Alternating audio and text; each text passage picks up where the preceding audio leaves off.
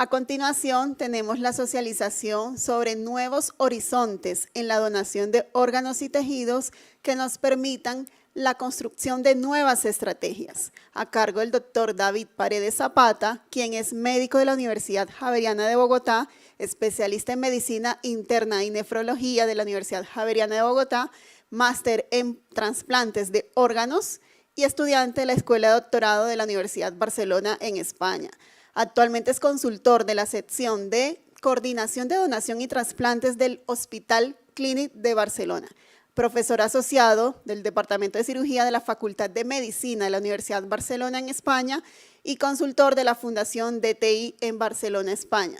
Uno de sus principales logros es que es coordinador europeo del certificado de trasplantes de la Universidad de Barcelona, España, Viena, Austria y Oporto, Portugal. Es como la coordinación de varias universidades que se llama SET. Adelante. Doctora, muchas gracias. Muy amables por la invitación, doctor Figueroa y a todo el grupo de la Super Norte por la invitación a participar en este evento. Me han encantado las presentaciones anteriores que facilitan un poco también la dinámica. Me gustaría compartir la pantalla a ver si puedo. Perfecto. Entonces, aquí tengo la presentación y quisiera por favor que me indicaran si se ve de forma correcta. Sí, señor, perfecto. Perfecto, pues entonces y al pasar se ve bien, ¿verdad? Sí. Pues, sí, señor, adelante. Vale, mil gracias. A ver, estáis invitados a compartir esta presentación en los medios que queráis. Yo os agradezco mucho las charlas anteriores porque facilitan todo el diálogo y yo creo que una de las cosas importantes es que recordemos un tema muy importante que se ha venido tratando y es el tema de la autosuficiencia. Para generar la autosuficiencia que se habla ya desde el año 2010, ahí se han planteado una serie de propuestas que se han centralizado a través de la World Health Organization en todos los principios guía para todo lo que se refiere a la donación de células, tejidos y órganos. Y veis cómo en lo que os quiero presentar desde el año pasado, en el noviembre del 23 hubo una reunión de alto nivel aquí en Santander, en España, que acaba de ser recientemente publicada en Transplantation, todas las conclusiones con participación de muchas organizaciones internacionales y coordinada desde la ONT, y gracias a la presidencia española de la Unión Europea, se sacaron una serie de conclusiones que se actualizaron todos estos elementos que permiten la estructuración de los países para un aumento en la donación y en el trasplante para ser autosuficientes. Y todos estos elementos se llevaron a la asamblea de la World Health Organization ahora en mayo del 24, que fue aprobada, y que generaron un documento que se orienta a cómo aumentar la disponibilidad, el acceso ético y el seguimiento y el control del trasplante de células, tejidos y órganos. Y todo esto es muy importante que lo tengamos en cuenta porque uno de los énfasis que se ha hecho es que no solo hay que tratar de ser autosuficientes en el trasplante, sino se insiste en que los países miembros trabajen sobre los factores de riesgo que la doctora Matamoros mencionaba como factores de riesgo del desarrollo de las enfermedades terminales que van a llegar a requerir el trasplante. O sea, no solo los países tenemos que trabajar en cómo aumentar la donación para dar respuesta a los pacientes que necesitan el trasplante, sino también en cómo tenemos que prevenir. Y ese es uno de los trabajos en los que tiene que trabajar Colombia y concretamente toda la Latinoamérica. Por otro lado, si vemos lo que es el número de donantes en estas cifras que os comentaban de la Transplantation Newsletter, veréis que hay lo que llaman el Global Observatory en Donation and Transplantation, que está dentro de la ONT y que se publica y que podéis acceder desde la web de la ONT, ¿Veis cómo se mira la actividad de donación entre países en que se puede hablar el número de donantes en amarillo, el donantes en muerte después de parada circulatoria o el número de donantes fallecidos en muerte cerebral? Y veis cómo va variando según los países, ahí es muy compleja de ver por el tamaño de la letra, pero lo importante es cómo el porcentaje de donantes en parada circulatoria va creciendo cada vez, hemos aumentado respecto a los años anteriores y la actividad, aún a pesar del crecimiento, solamente logramos cubrir el 10% de las necesidades mundiales. Esto significa que a pesar de que haya donantes vivos, que haya donantes fallecidos, que el gran desarrollo en Uruguay, que nos comentaban ahora en Argentina, en algunas regiones del mundo, implican que tengamos que comprometernos a trabajar todavía mucho más. El fundamento de la base del trabajo en España está dado dentro del área de coordinación de trasplantes, como veis en esta figura. La mayoría de las personas, tanto los equipos médicos como los equipos de enfermería que trabajan, son fundamentalmente equipos de intensivos que están vinculados a las unidades de coordinación de trasplantes y con un grupo importante de anestesia también que trabajan vinculados. Esto permite que sean las personas que están activamente vigilando las personas en situación crítica que pueden llegar a fallecer después de un daño catastrófico. Y un número importante, fijaos cómo tenemos 185 grupos y cerca de 600 personas trabajando en coordinación de trasplantes. Y a partir de aquí está lo que es la critical pathway, que es lo que define en toda persona quién puede ser un posible donante. Todo aquel que tenga un daño catastrófico cerebral o que tenga un fallo circulatorio que puede llegar a morir. Por lo tanto, puede coger uno de dos caminos, o fallecer en situación de muerte encefálica o en situación de parada circulatoria. Nos mostraban ahora unos posibles algoritmos para predecir la evolución a muerte cerebral, pero creo que vale la pena que los de América Latina consideren la opción también de la parada circulatoria, que son todas aquellas personas que pueden fallecer en parada circulatoria, bien sea no controlado, que es la muerte súbita, no esperada, de una parada circulatoria en la calle, que es el no controlado, que yo creo que no es la vía por donde debe entrar América Latina de potenciar este donante, sino más bien el donante controlado, que es aquel en el que yo voy a hacer una limitación de la terapia de soporte vital porque veo que hay futilidad de tratamiento, no hay probabilidad de recuperación y entonces se plantea la donación en parada circulatoria. Y veis cómo en esta, la donación de parada circulatoria controlada son aquellos que esperamos la parada la parada circulatoria en la UCI o porque yo voy a retirar el soporte o porque el paciente que está en una situación de diagnóstico de muerte encefálica, como veis el tipo 4, el que está diagnosticado de la muerte encefálica, por ejemplo, en trauma severo o pacientes con inestabilidad hemodinámica importante, pueden hacer parada cardíaca y yo estoy pensando en una muerte cerebral y muchas veces estos casos no se resucitan, no se intenta la recuperación cardíaca para que pueda lograr la resucitación de los órganos y llevar el donante a quirófano, o bien el plantearse en algunos casos el colocar un ECMO como una medida de recuperar hemodinámicamente el donante y favorecer llevarlo a quirófano después de completar el diagnóstico de muerte encefálica. Y lo que hablaba la doctora Matamoros también, algunos casos de eutanasia. Desde el año 21 en España se ha aprobado la donación tras eutanasia, la eutanasia, y se ha contemplado ya un mecanismo para que a partir de estas personas que han tomado una decisión tan importante en su vida como es solicitar la eutanasia porque tienen un sufrimiento muy grave por su enfermedad, se pueda considerar también la posibilidad de donación. En algunos países en América Latina, concretamente en Colombia, está aprobado y yo creo que es un elemento importante para considerar la posibilidad de plantear la historia controlada.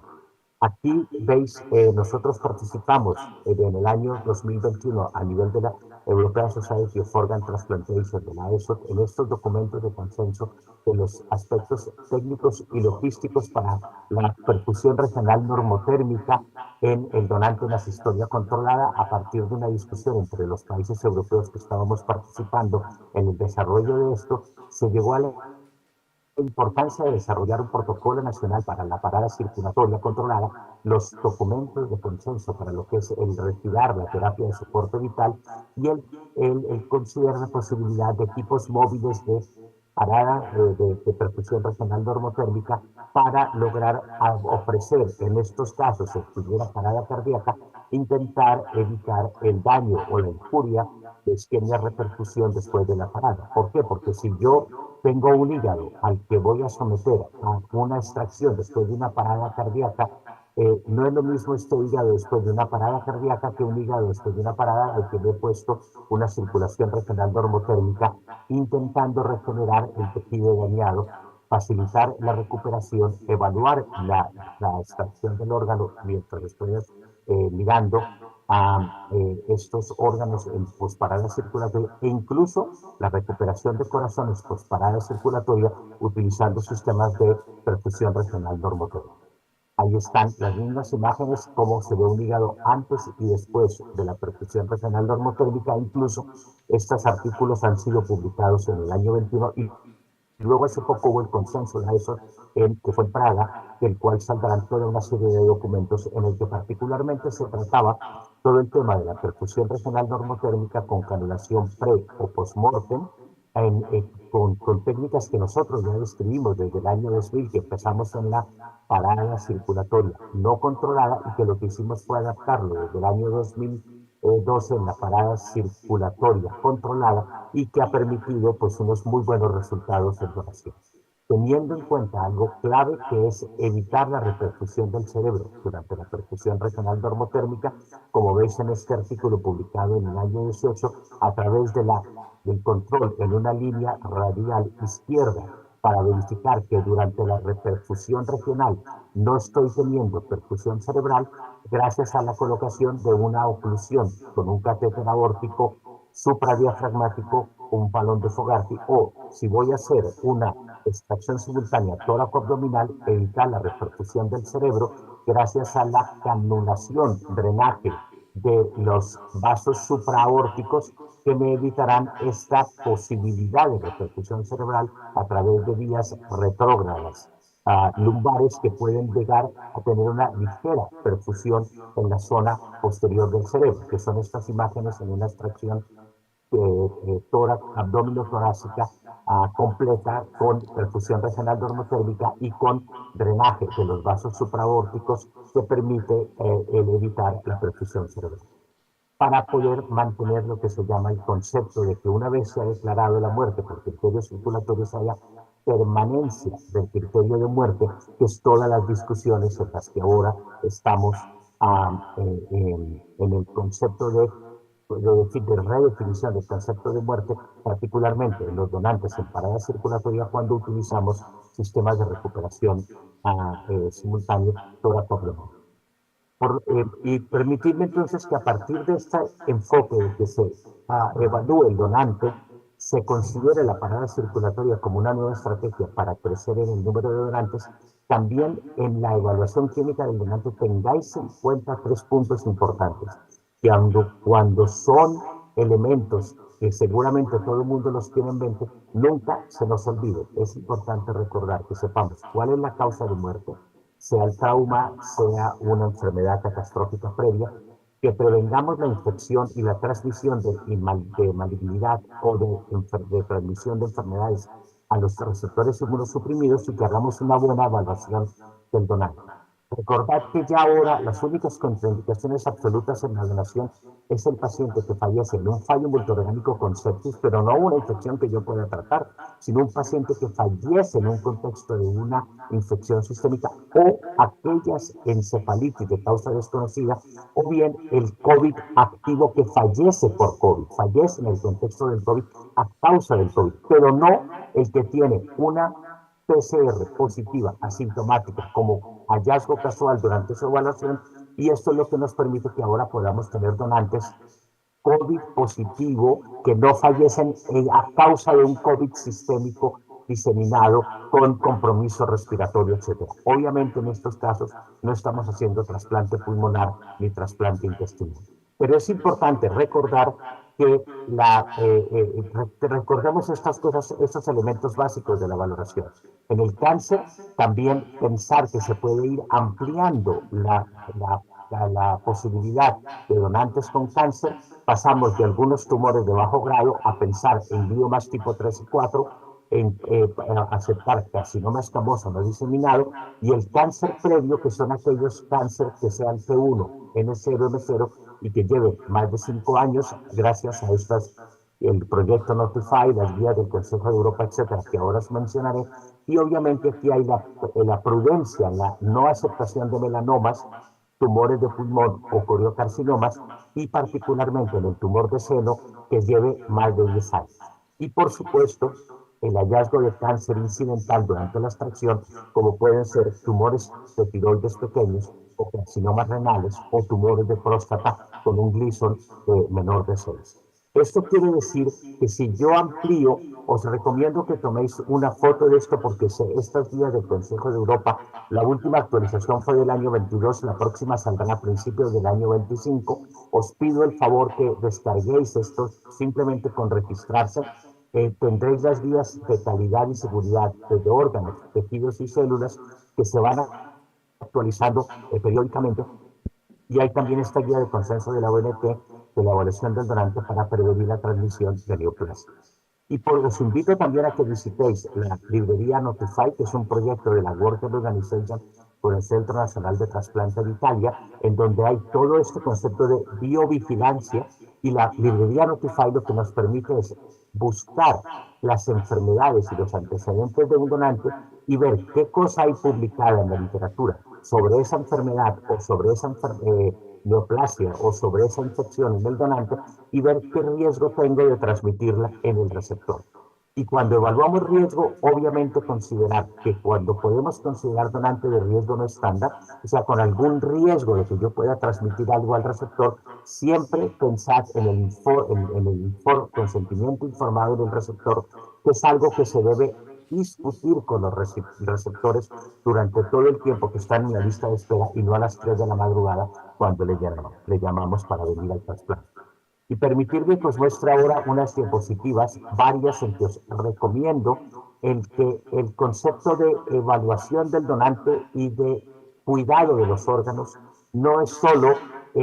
durante el donante en la asistencia controlada con la perfusión regional normotérmica, sino el cuidado y el mantenimiento del donante durante todo el tiempo que está en la UCI. Es decir, aquello que mencionaban en las 2 charlas anteriores, el concepto de tener en mente quién puede evolucionar a ser donante. Por lo tanto, si yo cuido muy bien al paciente, no solo le va a ser muy bueno como paciente para prevenir el daño de sus órganos, sino pensando en que si en algún momento ese daño catastrófico llega a fallecer, los órganos puedan estar en las mejores condiciones. Hay toda una serie de publicaciones en el año 22, 23 y 24, como esta de anestesia que está, por ejemplo, esto es una tabla hecha en alemán, pero es muy sencilla. Mantener presión por encima de 65, mantener un buen manejo pulmonar, mantener la euvolemia, hormonosustitución, que no es tan importante, pero sí lo más importante es tener una adecuada presión, una adecuada perfusión de los órganos y una protección, particularmente, fijaos, una protección respiratoria y mantener un flujo urinario, evitar la hipernatremia y mantener el control de la temperatura. Y especialmente fijaos en estas guías brasileras que están publicadas en el año 20, que a mí me gusta mucho porque es un algoritmo muy sencillo de seguimiento, de valoración de la presión arterial, el gasto urinario, etcétera. ¿Cómo puedo reemplazar? Y la utilización de norepinefrina particularmente, más que la dopamina, y cómo tienen ellos esta guía de cuáles son mis goals para alcanzar el mantenimiento del donante. Lo tengo, no lo tengo, y si no es válido. Y me parece una guía muy importante para que tengáis en cuenta cuáles son los goals que tengo que alcanzar en el manejo del donante. Lo mismo esta guía de revisión del año 24, el manejo del potencial donante cardíaco. Fijaos que en América Latina hay muchos donantes jóvenes y muchos pueden ser donantes cardíacos. Y fijaos cómo aquí se está hablando de la utilización de vasopresina o corticoide en algunos casos, incluso a este punto respiratorio, minimizar la injuria pulmonar y el manejo adecuado de la PIP y el manejo de la presión arterial. Y fijaos cómo está en este documento, en este protocolo de la ONT, es el manejo del donante pulmonar, que es este estudio multicéntrico, que es cómo podemos recuperar la cantidad de donantes utilizados con un adecuado manejo a nivel pulmonar, publicado por el doctor Miñambres. En aquellos que yo pueda mejorar lo que se llama la mecánica ventilatoria, el reclutamiento pulmonar, en que yo trate de evitar hacer el test de apnea con desconexión, mejor manteniendo una CPAP con flujo continuo de oxígeno y no desconectar para hacer el test de apnea en la prueba pulmonar. Y por otro lado, las maniobras de reclutamiento para optimizar el manejo del donante. Esto lo veis en la página web de la ONT, el protocolo del manejo del donante torácico, como es mirar la radiografía de tórax, que no haya contusiones, no haya neumotórax, etcétera, monitorizar la gasometría arterial, tratar de prevenir la limpieza pulmonar y obviamente intentar que yo pueda optimizar la mejora del pulmón, que también va a repercutir en la mejora de los otros órganos. Por lo tanto, la donación, ya se ha dicho, es un programa multidisciplinar en que Coordinación de Trasplantes servimos de pivote para que todos los equipos de donación, los equipos de trasplante, interactúen a través de los sistemas de intercambio de órganos con el soporte de las unidades hospitalarias y obviamente un manejo continuo del donante, no solo desde la identificación del donante, la optimización en cuidado intensivo de la perfusión de los órganos y, si considero la historia controlada, la perfusión regional normotérmica, y luego pensar al final, post-extracción, durante la utilización de máquinas de perfusión ex vivo, pero no pensemos que son las máquinas las que nos van a recuperar los órganos que no hayamos cuidado bien durante la donación y el mantenimiento. Simplemente para mostrar unas figuras por qué ha sido desde el año 2012, veis cómo ha habido un crecimiento importante en España, excepto durante el tiempo de la pandemia, que hemos logrado recuperar gracias a evaluar. Fijaos cómo el trauma aquí es muy bajo, un 4% en España, mientras que la anoxia encefálica post recuperación de parada cardíaca ya estamos cerca del 20% y el accidente cerebrovascular ahí es un 55%. ¿Por qué esto? Porque estamos viendo, como explicaban, toda una mejora de la atención post-parada cardíaca, se recupera el paciente, hay una muy buena resucitación por utilización de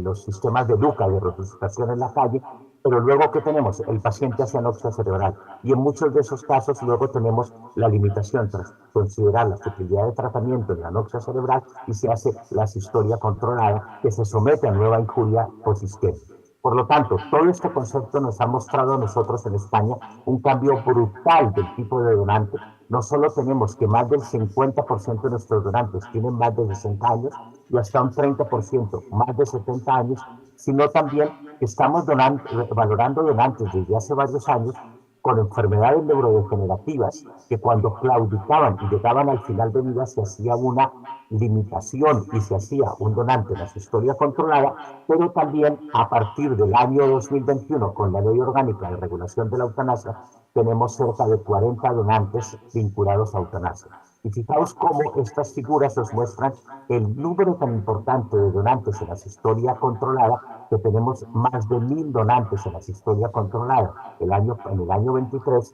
y esto implica toda una gran cantidad de trasplantes, incluso cardíacos, incluso pediátricos, hasta intestinal, en donante en la historia controlada. Y permitirme que aquí me demore un instante solo en recordar que la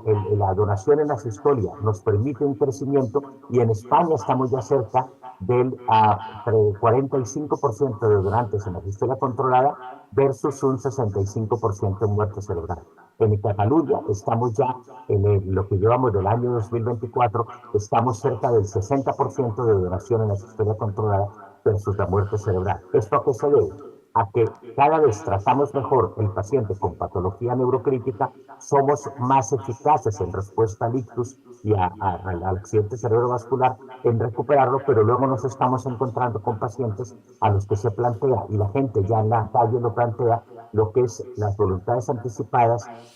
la futilidad del tratamiento y el considerar el donante en la historia controlada.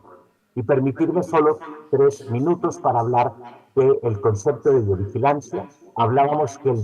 evaluamos el riesgo en el donante, clasificamos el riesgo y tenemos lo que es el donante, el riesgo no estándar. Informamos a los equipos de trasplante y a los receptores que deben tener un consentimiento informado ante un riesgo no estándar como es cáncer, como es infección, etcétera. Hacemos un registro y un seguimiento de estos casos, hacemos un feedback si hay complicaciones, evaluamos la librería Notify, las guías del Consejo de Europa, hacemos una mejora continua de la calidad, pero tenemos un concepto que es la biovigilancia también. Si en el receptor aparece una infección, un tumor, una neoplasia, cualquier complicación, lo transmitimos a las unidades de intercambio de órganos, a las oficinas responsables de la donación, para que comuniquen a los demás receptores de los mismos de ese mismo donante, para que estemos atentos que no vaya a haber transmisión de infección o neoplasia, y lo mismo a las unidades de tejidos para evitar que no vaya a haber transmisión. Por lo tanto, toda esta vigilancia y toda esta notificación, que es menos de un 1% de todos los casos que hay de donación, de transmisión de neoplasia, de infección, etcétera, pero es importante a estar atentos a evitar esto para que haya problemas. Y ya para cerrar, os invitamos a, como explicaban ahora, todo este procedimiento de calidad, todas estas preguntas que decían un hospital cumple o no cumple con la donación, pues hay toda una serie de herramientas publicadas como este proyecto europeo de mirar todas las etapas del donante y en dónde podríamos fallar, si en la estructura, en el proceso o en los resultados. Hay toda una serie de indicadores de calidad que podemos utilizar tanto en la muerte cerebral como en la historia controlada, y hay toda una serie de indicadores de calidad que nos permiten medir la eficiencia.